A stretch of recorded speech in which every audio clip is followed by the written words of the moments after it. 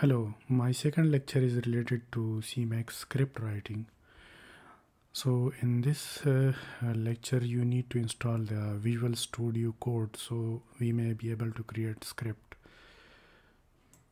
You will need to download this Visual Studio code from this URL if you are using the Ubuntu, Fedora, or you are using the Windows. According to your requirement you should download it.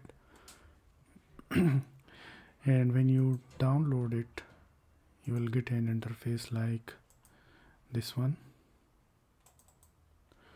I'm going to make it visible here.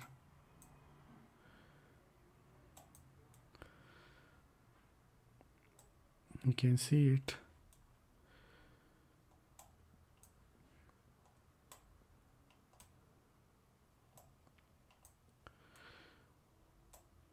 You can see this is the cmake script, an example script. You can if you download it, you will see different colors and there will be line numbers, so it will help you to identify keywords. Like the input argument have white color, the keywords are in blue colors, and these are the comments, so everything has a different color. So it will make it easier for you to create a cmake script.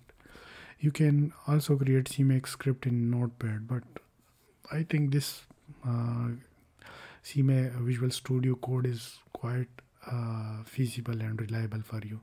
So download it and install the Visual Studio code. Then we will start writing this script in the Visual Studio. I will tell you in detail that how we can write a Visual Studio script.